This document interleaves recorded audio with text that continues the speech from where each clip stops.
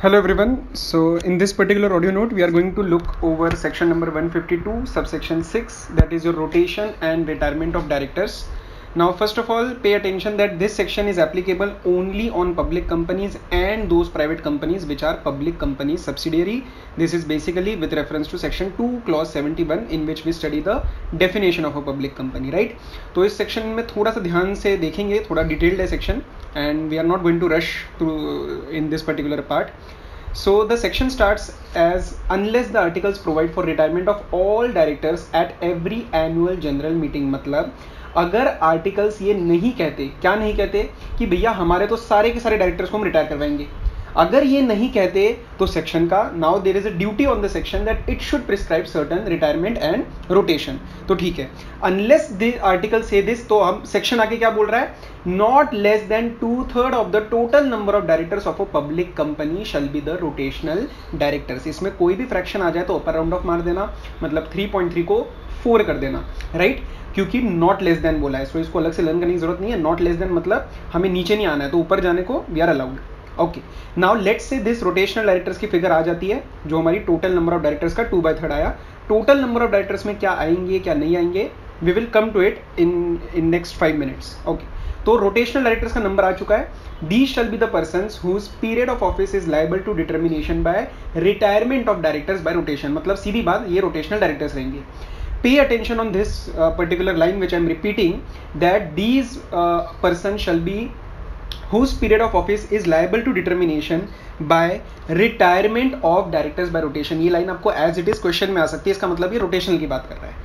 Okay, उसके आगे save as otherwise expressly provided in this act, मतलब अनलेस एंड अनटिल हम कहीं कुछ नहीं कहते, they shall be appointed by the company in general meeting. तो सिंपल सी बात क्या बोल दी कि इतने इतने रोटेशनल डायरेक्टर्स रहेंगे and the rotational director shall be appointed in the general meeting by the members. तो पहला की पॉइंट आपको ध्यान रखना है, all the rotational directors are appointed by the members. So if any director is being appointed by any directors, मतलब board किसी director को appoint कर रहा है, like for example additional director, these are not the rotational directors. Why?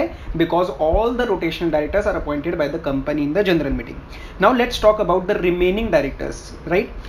The remaining directors of any such company. Such company मतलब क्या, ये छोटी छोटी चीजें हैं लेकिन इन चीजों का ध्यान रखोगे ना तो कुछ भी लर्न नहीं करना पड़ेगा. Such company मतलब हम पब्लिक कंपनी की बात कर रहे हैं, and we are also talking about those private companies which are a subsidiary of public company.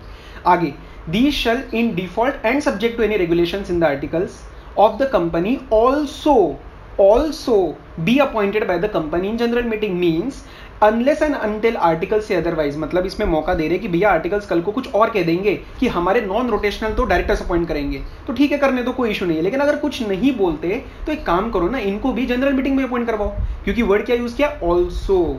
It means rotational directors, in any case they are appointed in the general meeting. Non-rotational directors, that is the remaining directors of such company, shall also be appointed in the general meeting unless and until article say otherwise, right? अच्छा, अब हमारे पास rotational directors का figure आ चुकी है. ऊपर हमने 2/3 से rotational directors की फिगर निकाल ली है. अब इसमें से हमें निकालना है रिटायरमेंट, मतलब पहले बंदे को किसमें फॉल करवाना पड़ेगा, रोटेशनल है या नहीं है, उसमें से फिर हमें रिटायरिंग डायरेक्टर निकालना है. नाउ उसके आगे लैंग्वेज क्या कहती है, at the first annual general meeting of a public company held next after the date of the annual general meeting at which the first directors are appointed as stated above. ये normal first directors नहीं है, as stated above मतलब जब rotational appoint हो गए उसके बाद वाले पहली जनरल मीटिंग एंड उसके बाद की every subsequent annual general meeting, 1/3 of such number of director shall retire from the office. और यहां पे आपको राउंडिंग ऑफ नियरेस्ट करनी है. आई कैन से दैट यहां पे सिर्फ only and only one provision in our course where the rounding off is nearest, otherwise everywhere you will see it is upper round off और round off as 1, right? तो उन 2/3 में से 1/3, again mark this point, 1/3 of such of the director. Such मतलब rotational. तो पहला phase क्या है, रोटेशनल का. सेकेंड फेज क्या है, रिटायरमेंट का.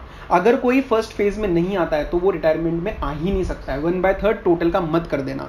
दूसरी एक चीज, very very important point two note, students generally क्या करते हैं, ये पॉइंट मैं रिपीट कर चुका हूं पहले भी, कि आप कैलकुलेटर पे करते हो इंटू 2/3 इंटू 1/3. गलत है. क्या गलती हो सकती है sir, because in 2/3 your rounding off rule is different. वहाँ पे आपको ऊपर राउंड ऑफ करना है. इन 1/3 the rounding of rule is different. यहाँ पे आपको नियरेस्ट राउंड ऑफ करना है. तो पॉइंट्स में गलती हो सकती है, कई कई नंबर्स में गड़बड़ हो सकती है. सो always first calculate 2/3. If there is any fraction, round it off. Then take that whole number and then multiply by 1/3। अब हमें नंबर मिल चुका है किसका, रिटायरिंग डायरेक्टर्स का, लेकिन अब किसको रिटायर करवाना है, those who are sitting the longest. तो उसकी लैंग्वेज क्या लिखी गई है, सारी बेरेट की लैंग्वेज आपको बता रहा हूं मैं। देखो बेरेट कुछ नहीं है, इट्स सिंपल एज दैट, बस इसको ब्रेक डाउन करना आना चाहिए। Let's understand, the directors to retire by rotation at every annual general meeting shall be those who have been longest in the office since their last appointment। so we will see कि office में भैया सबसे ज्यादा कौन बैठा हुआ है, उसको निकालो। आप सबसे ज्यादा बैठे हुए, आप दूर हो जाओ, निकलो, रिटायर हो जाओ। बाद में दोबारा आना है वो अलग बात है, लेकिन अभी आपको रिटायर करवाना है। Okay, now comes a question, sir what if mister X mister Y या mister X mister Y mister Z ये सारे के सारे एक ही दिन आके बैठे हो, तो हमें टाइम नहीं देखना है, ठीक है, हमें टाइम नहीं देखना है कि उस दिन पहले कौन आया था। इन जितने भी जने होंगे ना, 2 और more directors, if they joined on the same day, तो उसके अंदर we will first see if there is any agreement between them. भैया 3 जने दोस्त हैं, तीनों ने बोल दिया कि हम तीनों का जब नाम आएगा मिस्टर एक्स छोड़ के जाएगा, वेल एंड गुड। नहीं, then we will go by lot. तो नॉर्मल चिट विट उठाएंगे, पिक बाय लॉट, देखेंगे किसका नाम आ रहा है, जिसका नाम आया उसको tata bye bye, right? Now there is one explanation that we have to exclude 2 types of directors। basically 2 types of directors को exclude करना है from the total number of directors। first is your independent directors। for reference you can see section 149 subsection 13। this entire concept is not applicable on independent directors, तो उसको total में से बाहर कर देना। second, नॉमिनी डायरेक्टर्स, सारे के सारे नहीं, कुछ स्पेसिफिक। कौन से वो specific, all those nominee directors which are appointed by any financial institutions which are set up under a separate act of parliament and whose provisions override the companies act 2013 और they are appointed by central government और state government by virtue of shareholding in a government company. ये जो separate act of parliament वाली बात है, if you have time I would please request you कि आप एक बार LIC का एक्ट खोल लो या आप एक बार SBI का एक्ट खोल लो और वहां पे देखो उस एक्ट में लिखा गया है। whenever you go into a bit more practical understanding you will always remember this kind of things, वरना इसके अनगिनत डाउट्स आते ही रहते हैं। कोई डाउट की जरूरत नहीं है, बस आपको देखना है कि सेपरेट एक्ट ऑफ पार्लियामेंट है या नहीं है। अब स्टूडेंट्स के मैसेज आते हैं, सर आपने SBI का एक्सक्लूड करवा दिया, ICICI का नहीं करवाया, क्यों? भैया ICICI का अपना खुद का एक्ट नहीं है, SBI का है। अब दिमाग में डाउट, सर हमें कैसे पता चलेगा कौन कौन से एक्ट में है, कौन कौन से बैंक्स के हैं? सो जनरल अंडरस्टैंडिंग के लिए समझ लो, मैं SBI का एग्जांपल क्यों लेता हूं, because ICI has recently tested this part, that is the only reason I take SBI। Okay, balance banks के जनरली कहीं पे भी आपको कोई भी सेपरेट एक्ट नहीं मिलेंगे, एक LIC का अलग एक एक्ट होता है। इन्हीं मेन चीजों को आप ध्यान रख लो, 99.9% यही आएगा पेपर में। Okay, now let's move ahead. Now what about the vacancy which is created? तो वैकेंसी में हो सकता है उसी बंदे को रीअपॉइंट कर दे, या तो किसी और बंदे को अपॉइंट करे, या तो द कंपनी में चूज दैट भैया हमें we do not have to fill the vacancy. Now one important case law which comes into the play and it has also been referred by your study material, BR Kundra versus Motion Pictures Association. If the annual general, ये जो छोड़ के जाना है ना इनको, ये general meeting में छोड़ के जाना है, तो जब अगली AGM अगर बोर्ड ऑफ डायरेक्टर्स क्या दिमाग लगा रहे, काम करते हैं यार, let's do not keep the annual general meeting. When there will be no annual general meeting, how will people retire? How will the rotational directors retire? Right? तो यहाँ पे केस लॉ आया, उसने सारी चीजें ठीक कर दी। क्या बोल दिया? If the annual general meeting is not held up to the last due date जो जनरली हमारी 30 सितंबर की निकलती है, the directors liable to retire by rotation shall vacate their offices on the last date till which the AGM should have been held। तो भैया 30 सितंबर तक नहीं रखवाओगे तो छोड़ के वैसे भी जाना ही पड़ेगा, क्योंकि केस लॉ ने बोल दिया है। Now a important point to be noted, यहाँ पे मैंने वर्ड क्या यूज किया, I am repeating, kindly mark this down. If the AGM is not held, हो सकता है हेल्ड हो जाए लेकिन एडजर्न हो जाए, उस केस में हम डायरेक्टर्स को जनरली अलाउ कर देते हैं। All those who have taken my classes, हमने ये पॉइंट डिटेल में डिस्कस किया हुआ है, हेल्ड वाला, इसका क्वेश्चन भी देख रखा है। बैलेंस स्टूडेंट्स प्लीज एंश्योर कि आप इसके ऊपर ध्यान दो कि हेल्ड बोला गया है। हेल्ड होने के बाद अगर कोई एडजर्नमेंट हो जाती है तो generally as a since law is silent, एक रीजनल इंटरप्रिटेशन के तहत we allow the directors to continue. Okay, so rotational का क्लियर है, नॉन रोटेशन का क्लियर है। Now I will also discuss 152 subsection 7, quickly एक बार उसको भी डिस्कस कर लेते हैं। नाउ डीम्ड रीअपॉइंटमेंट क्या हो रही है, मीटिंग में क्या हुआ, उस मीटिंग में क्या हुआ, वैकेंसी तो क्रिएट हो गई, रिटायरिंग डायरेक्टर्स उठ के चले गए, ठीक है, वो सीट खाली हो गई है, वो डोर पे वेट कर रहे हैं, भाई क्या करना है इस सीट का, क्या करने वाले हो इस सीट का। तो देखो, if the vacancy of the retiring director is not so filled up and the meeting has not expressly resolve not to fill the vacancy, मतलब उस सीट पे आप ना किसी को बिठाते हो, ना बोलते हो कि हम इस सीट पे किसी को नहीं बिठाएंगे, लॉ भी कंफ्यूज है और वो जो डायरेक्टर उठ के गए डोर पे खड़े हुए वो भी कंफ्यूज है। अब वो क्या कहते हैं, चलो एक काम करो, 2 मिनट रुक जाओ, अभी हो सकता है कुछ टाइम की कमी है, तो मीटिंग को एडजर्न कर देते हैं। So the meeting shall stand adjourn till the same date next week, same time, same place, unless it is a national holiday, in which case it will shift to the next succeeding day. Very very important point to note, national holiday is not the same as a public holiday. ठीक है, Sunday हमारा public holiday होता है लेकिन meeting हो सकती है, national holiday नहीं होता है, तो ध्यान रख लेना. ठीक है, तो नेक्स्ट सक्सीडिंग डे पे चला जाएगा, everything balance same, same time same place. अब मीटिंग एडजन हो गई, अगले दिन वो जो एडजन डे मतलब अगले हफ्ते में सब जने आ गए, रिटायरिंग वाले जने भी खड़े हुए, लॉ भी आपका वेट कर रहा है कि अब क्या करने वाले हो. Did this issue get resolve at the adjourn meeting और नॉट? नो. मतलब please repeat. Okay, if at the adjourn meeting also the vacancy is not filled up and meeting has not resolved, not expressly resolved not to fill the vacancy. मतलब या तो भैया ढंग से बोलो कि हम यहाँ पे वैकेंसी नहीं फिल करने वाले, या फिर आप उस रिटायरिंग डायरेक्टर का भी कुछ नहीं कर रहे हो, अभी भी सीट खाली है, तो एक बात बताओ, दोबारा एडजन कर दूं क्या? Answer is no. लॉ कहेगा भैया कितनी बार एडजन करेंगे. अब बोलेंगे रिटायरिंग वाले को आओ आप आके बैठ जाओ, मतलब the retiring director shall be deemed to have been reappointed, shall be deemed to have been reappointed unless 5 circumstances. क्या क्या? कि रिजोल्यूशन तो हमने डाला था लेकिन लॉस्ट हो गया, मतलब members do not want that particular director to be reappointed. Second, director का खुद का ही मन नहीं है, वो कह रहा है मुझे लगना ही नहीं है, तुम क्या मुझे रीअपॉइंट करोगे? ओके भाई चले जा, कोई दिक्कत नहीं. Third, he is not qualified, वो तो डिसक्वालिफाइड है 164 में. Fourth, not a relevant point, इसको सिर्फ थ्योरेटिकली लर्न कर लेना. Resolution is required for ordinary और special is required for his appointment और रीअपॉइंटमेंट. लास्ट 162, मतलब ओरिजिनली 162 लग गया था, वहाँ पे अपॉइंटमेंट ही बेकार थी, तो उसको रीअपॉइंटमेंट में क्या डालेंगे?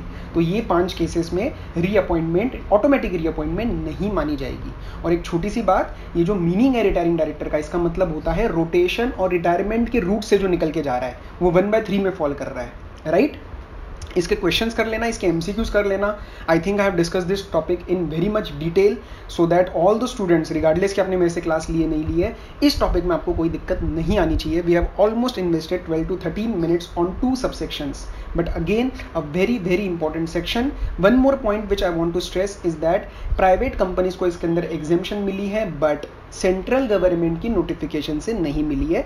सब सेक्शन खुद ही पब्लिक कंपनीज पे लग रहा है. कल को आपको कंफ्यूज करने की कोशिश की जाएगी कि this is a private company but not in compliance of section 92 and 137. हम बोलेंगे कोई फर्क नहीं पड़ता, because section he public companies पे एप्लीकेबल है. सेंट्रल गवर्नमेंट की नोटिफिकेशन से एग्जेम्पशन मिलती तो 92 137 देखते. Right, I hope this subsection and this entire concept is clear. Okay, one more point जो मैं आपको क्वेश्चन से लिंक करा देता हूँ. ऑल्टरनेट डायरेक्टर्स की एक्सक्लूजन आपको करनी पड़ेगी. आप बोलोगे कि आपने तो बोला नहीं था. Yes, मैंने 2 की एक्सक्लूजन की बात करी थी, certain nominee directors from the total number of directors and independent directors. लेकिन आप ऑल्टरनेट डायरेक्टर को भी माइनस कर देना. Why? बिकॉज एक क्वेश्चन है जिसके अंदर उसको एक्सक्लूड किया गया है and that is due to ICI question. बाकी के डायरेक्टर्स को आपको एक्सक्लूड नहीं करना है. इसके ऊपर काफ़ी कॉन्ट्रोवर्सी थी but I think that is been resolve now. उसके अंदर और कोई इशू नहीं है, और कोई अगर एक्सक्लूड करवाना होता then the explanation would have given it. Okay, I hope now the entire concept is properly clear.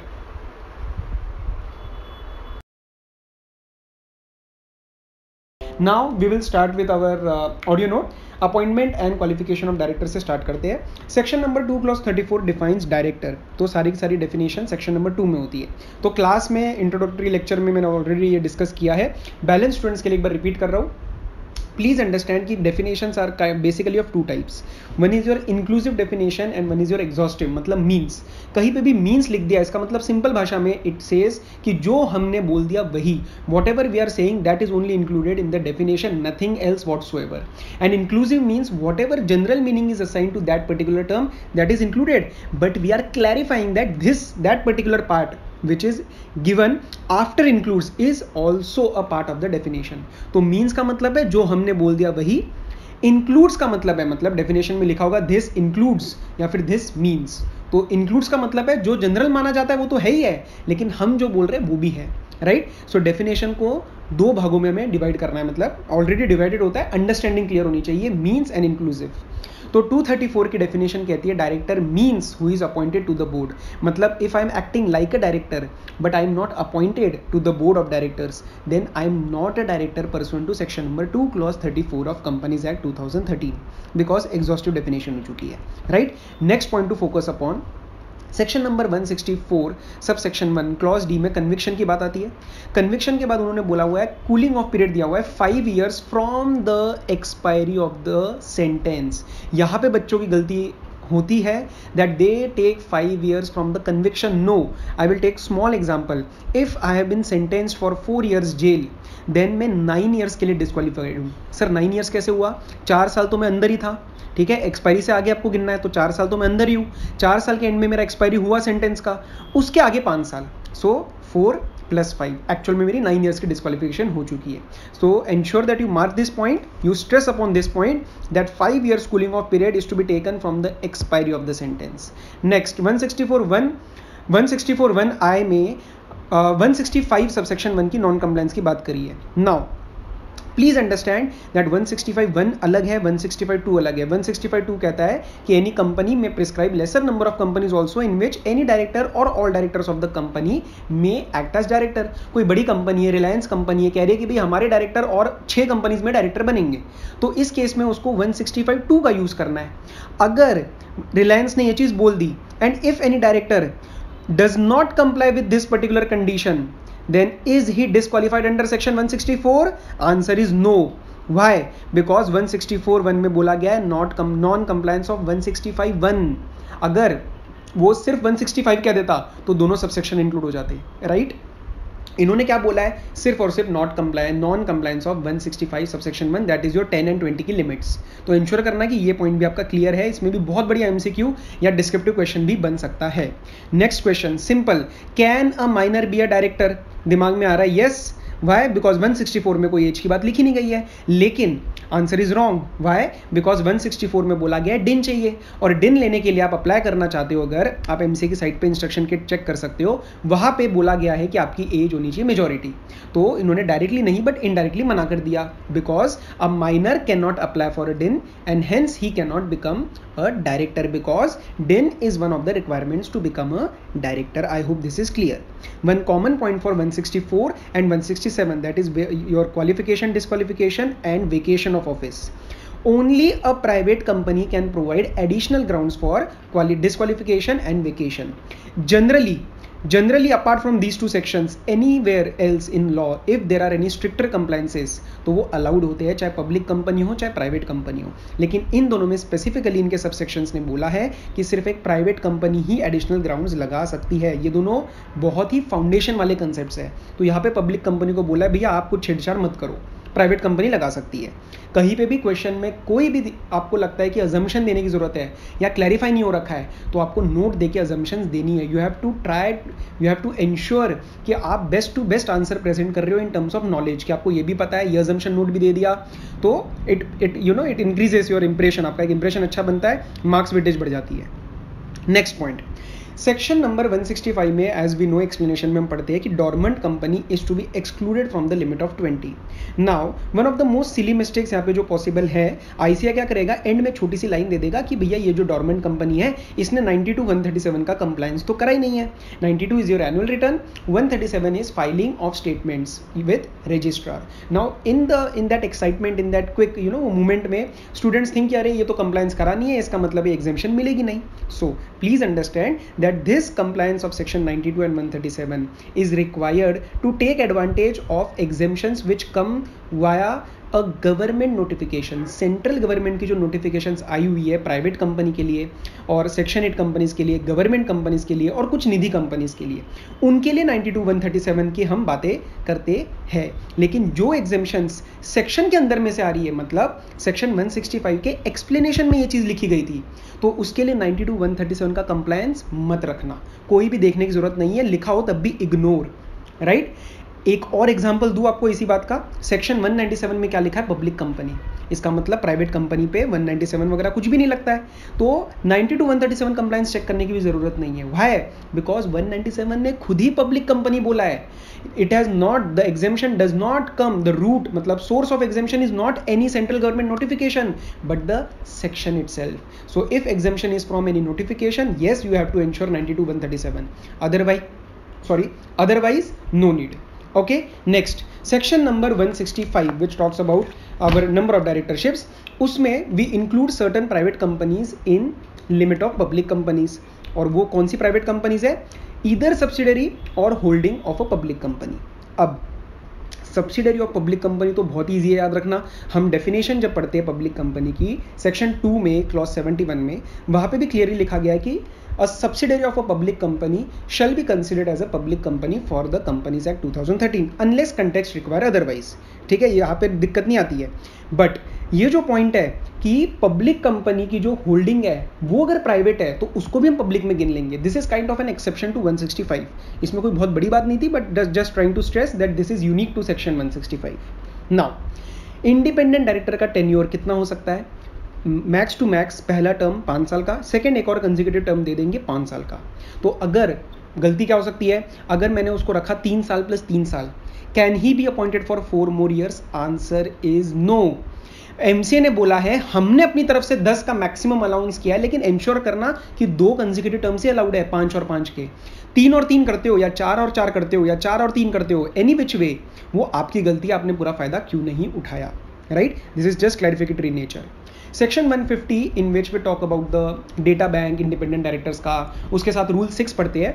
Rule 6 में लास्ट दो अटेम्प्ट्स में छोटी छोटी अमेंडमेंट्स काफ़ी सारी आई है, एंड आईसीआई के स्टडी मटेरियल में उसका कुछ इशू है कि उन्होंने पूरा प्रिस्क्राइब किया नहीं है, पर आरटीपी में दे रखा है, मतलब अमेंडमेंट की पब्लिकेशन में दिया हुआ है, right? So ensure that whatever material you are referring, वो अगर आप मेरे से पढ़े हो मेरी क्लासेस में तो मेरे बुक में तो सारा अपडेटेड है, बट अगर आपने मेरे से नहीं पढ़ा है, एंश्योर कि you are referring to the amendment publication once, ताकि उसमें कोई डाउट ना रहे।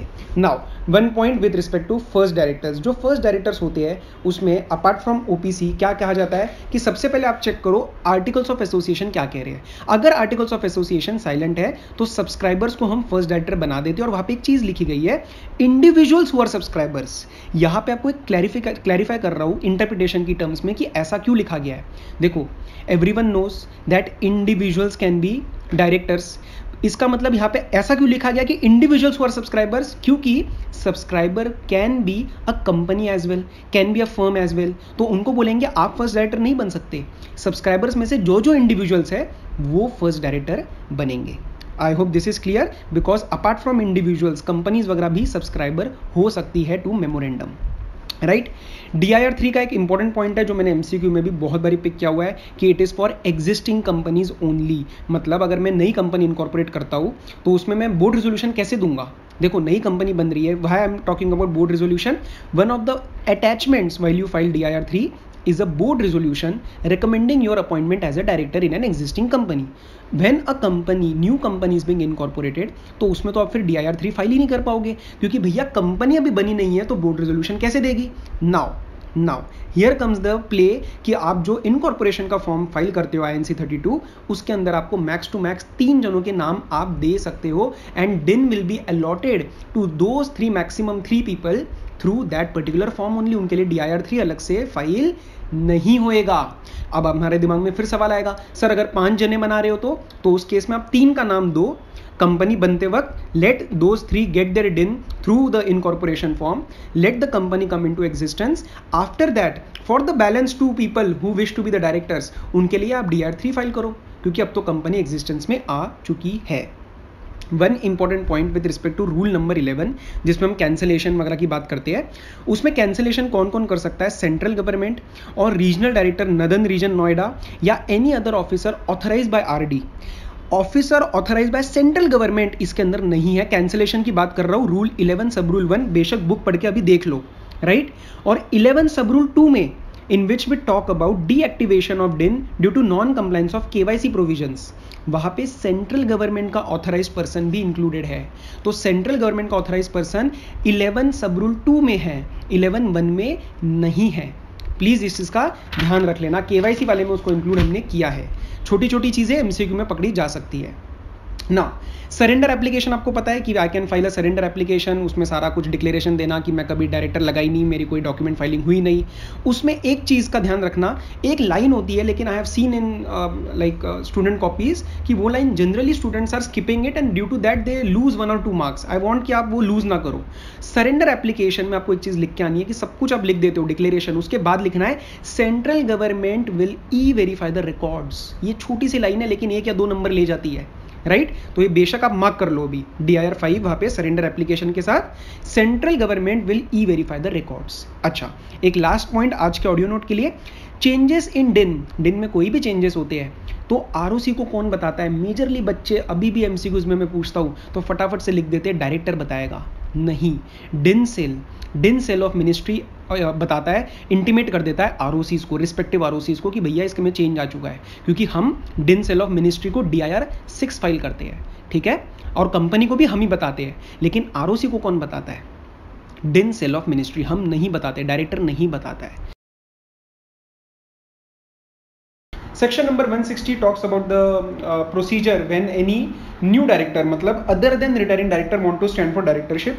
So ensure that you link this particular section to section 161, जैसे additional, casual vacancy, alternate director, nominee director, ये सारे के सारे directors जो होते हैं, if these directors want to get appointed in the company, suppose let's say take a simple example, I am working as an additional director, company को मेरा काम बहुत अच्छा लगा, company wants me to continue my directorship position, and if they want me to be appointed as a normal director, तो मुझे दोबारा 160 comply करवाना, दोबारा मतलब first time I have to comply with section number 160 because I am not a retiring director, मेरा tenure section 161 subsection 1 से fixed है, so I will have to provide each and every I will have to go through each and every compliance of section number 160, I will have to deposit 1 lakh rupees, I will have to get elected, right? तो इसको 161 के साथ link करना and ensure that you are thoroughly clear with the meaning of this word retiring, because many silly mistakes are found in this particular concept. Secondly, if that particular director is not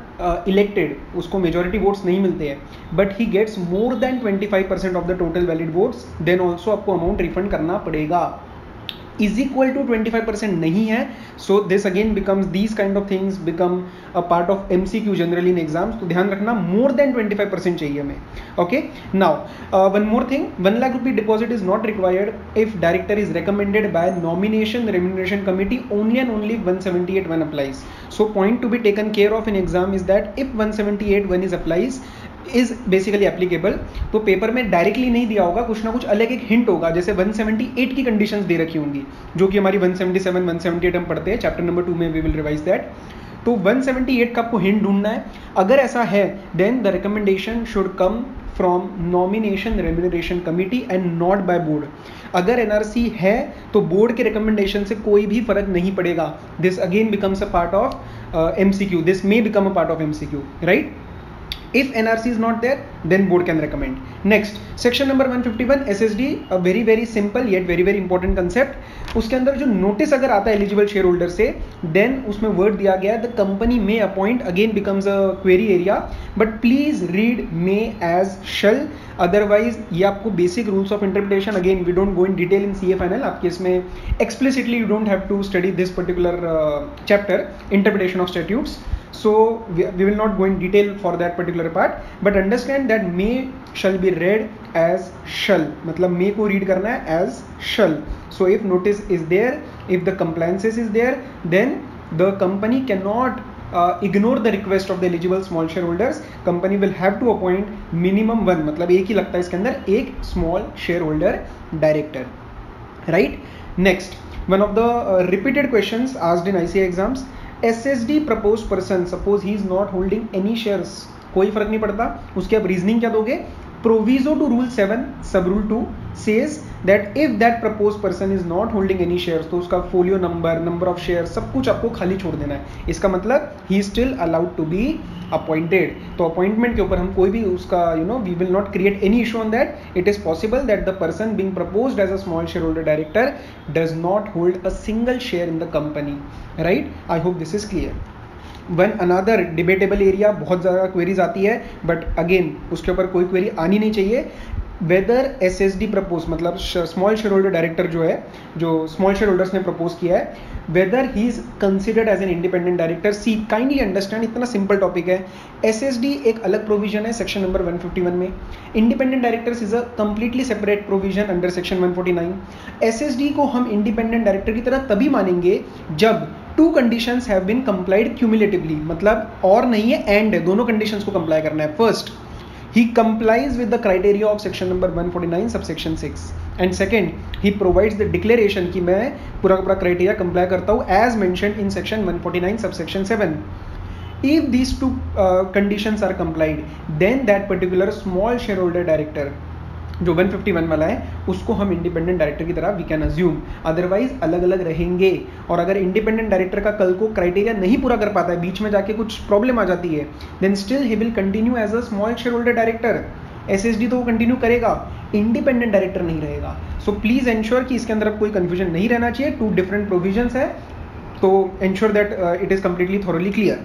now section number 161 में we talk about alternate directors. ठीक है, 161 में हम alternate director की बात करते हैं. उसका जो वेकेशन वाले पॉइंट है उसमें एक चीज का ध्यान रखना, that he has to vacate when the original director returns to India, not returns to office. ये कभी कभार सिली मिस्टेक पॉसिबल है इन द जब हम फटाफट से क्वेश्चंस आंसर कर रहे होते हैं. सो ओरिजिनल डायरेक्टर जिस दिन इंडिया रिटर्न कर जाएगा उस दिन वो alternate director he has to vacate. तो रिटर्न टू ऑफिस नहीं है. Secondly, out of the 3 main जो हमारा alternate director, additional director, casual vacancy director, उसमें से only and only the casual vacancy one, that is section number 161 subsection 4, it requires a resolution at board meeting. Otherwise circular resolution is possible in other 2 cases, that is your additional director and alternate director. I hope this is clear. With respect to 161 subsection 4, small important point, women director का and independent director की जो vacancy fill हम करते हैं, right, 3 months और वो letter वाला वो provision, that is an exception. Because if you understand properly, वहां पे वेकेशन होना is also casual vacancy and those are also directors, women director, independent director. But those both, वहां पे जो दोनों प्रोविजन है, those are exception to section 161 subsection 4. Next, 161 subsection 4 के respect में, if let's say Mr. A was appointed as a director and Mr. A dies, right, and Mr. B is appointed to fill in the casual vacancy pursuant to section 161 subsection 4. Now let's say Mr. A, who जिसका casual vacancy हुआ है, he was an interested director pursuant to section number 184. Does that mean Mr. B is automatically an interested director? No. इसका answer है no. Interest ऐसी चीज है which is a personalized concept. Just because Mr. B is filling in the position of Mr. A does not mandatorily mean that he is also an interested director. ये point कहाँ race करा गया है? ICA के study material में है, इसलिए मैंने यहाँ पे रिपीट किया है.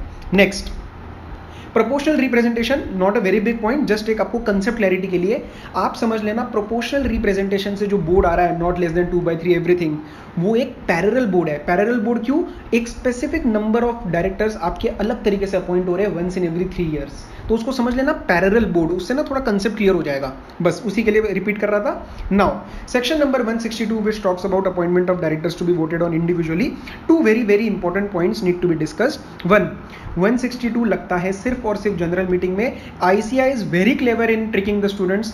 क्या होगा, 3-4 पार्ट्स का क्वेश्चन बना देंगे, एंड में लिख देंगे एडिशनल डायरेक्टर अपॉइंट हो रहा है या कोई बोर्ड ऑफ डायरेक्टर्स की मीटिंग है. In that they are proposing to appoint more than 1 director through a single resolution. फटाफट से students you will write that section 162 is applicable, it is not possible, और उसको आपको कंप्लाई करवाना पड़ेगा 162 के प्रोसीजर से. वहीं पे you will get 0 marks. Why? Because general meeting पे सेक्शन लगता है, डायरेक्टर्स पे नहीं लगता. कसम खा लो इस बात की, राइट? ये प्लीज ध्यान रख लेना. Second, again and again a very repeated point, still I am stressing on it again, there is a difference between unanimous resolution and no vote cast against it. Unanimous board resolution की बात आती है हमारी अगले वाले chapter में आएगी. And 162 में with respect to general meeting it has been given as no vote cast against it. Difference क्या है? अगर 10 डायरेक्टर मेरे सामने आए हुए मीटिंग में, I do not care what are the total number of directors, अगर उसमें से 10 डायरेक्टर मेरे सामने मीटिंग में है, then for a unanimous resolution to be passed I need all the 10 directors to say yes. Unanimous में all the 10 should say yes. No vote cast against it में 8 ने यस कह दिया, मुझे 2 चुप चाहिए. दोज 2 शुड नॉट से a no, क्योंकि वर्ड के ऊपर फोकस करो, बेसिक इंग्लिश है.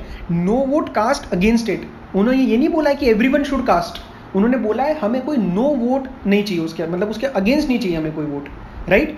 सो इफ 8 से yes out of 10 it is a case of no vote cast against it. But if I require a unanimous vote resolution, obviously इस चीज का ध्यान रखना कि एक जनरल मीटिंग की बात हो रही है, बोर्ड की बात हो रही है. I am just focusing on the concept of unanimous versus no vote cast against it. तो यूनानिमस में मुझे 10 के 10 का येस चाहिए. I hope this is clear.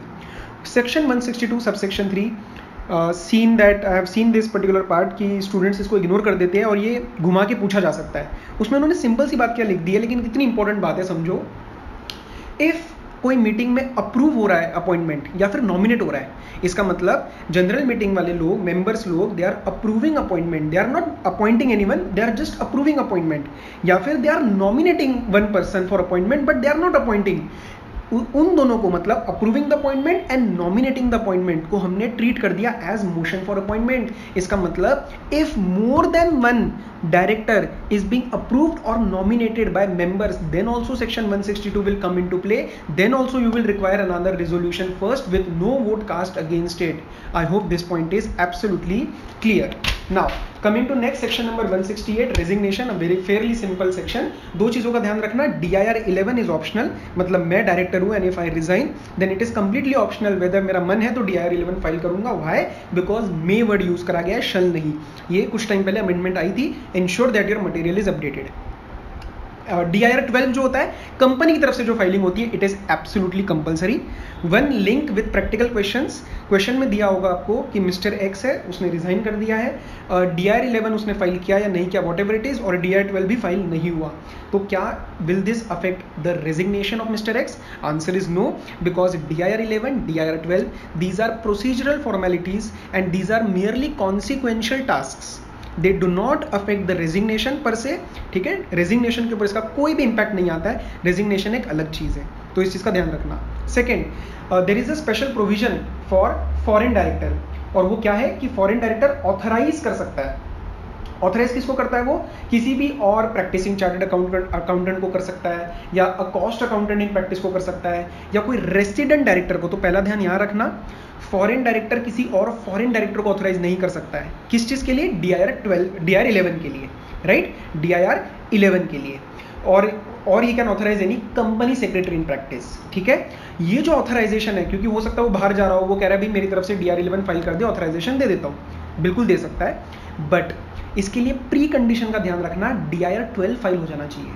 So the proviso which states to the rule 16, it states if company has filed DIR 12 then a foreign director can authorize in writing these 4 persons। तो दो चीजों का ध्यान रखना आपको, सबसे पहले DIR 12 फाइल करा होना चाहिए। सेकेंडली, वो जो ऑथराइज कर रहा है किसी और अगर डायरेक्टर को कर रहा है, मतलब प्रोफेशनल्स को छोड़ के, then he should be any other resident director, not non resident. ठीक है, वी डोंट नो वेदर इसमें से कोई पॉइंट आ जाए, so I hope this point is also perfectly clear. Now coming to your section 169 में एक चीज का ध्यान रखना, वो जो नोटिस वगैरह के time limits generally students learn कर लेते हैं कि उसमें जो नोटिस जाती है, special notice, not earlier than 3 months, at least 14 days before, signed by lower of 1% voting power, paid up share capital 5 lakh, everything is okay. But ये चीज सेक्शन नंबर 169 ने नहीं दे रखी है। इसका मतलब क्या हुआ? सेक्शन 169 ने सिर्फ बोला है special notice, and you should know that special notice is dealt by another section of Companies Act, that is our section 115, section number 115। तो इस चीज का ध्यान रखना, लिखते वक्त you should be crystal clear कि आप कौन से सेक्शन को रेफर कर रहे हो। उसके बाद तो दिस इज नॉर्मल, एक छोटा सा पॉइंट कि आपको रीजंस मेंशन करने की जरूरत नहीं है नोटिस में कि आप क्यों निकलवाना चाह रहे हो किसी डायरेक्टर को। केस लॉ है LIC versus Escorts limited. With respect to case laws, गलती से भी गलत मत कोट करना। Secondly, focus on only those case laws which have been mentioned in your ICAI study material. इसके सिवाय कुछ भी इधर उधर देखने की जरूरत नहीं है, राइट। अगर आप कुछ पेपर कर रहे हो और उसमें ICAI की कोई RTP, ICAI की कोई आपने चीजें कर रखी है, then also you can learn that. But paper में अगर कॉन्फिडेंट नहीं हो, प्लीज डू नॉट कोट आप कोई भी case law, do not quote any case law, do not quote any section और केस लॉ अगर गलत कोट कर दिए, कंप्लीटली लीगली पूरा डिस्ट्रॉय हो जाता है वो कंसेप्ट, तो आपको 0 मिल सकते हैं, right. I hope this point is clear. बाकी 169 में एज सच कोई बहुत स्पेशल पॉइंट्स नहीं है, बेसिक है, ऑर्डिनरी रिजोल्यूशन वगैरह चाहिए होता है, and everything that is already been discussed in MCQs। बाकी 170, 171 again very very procedural. So I hope कि important points have been covered for this chapter.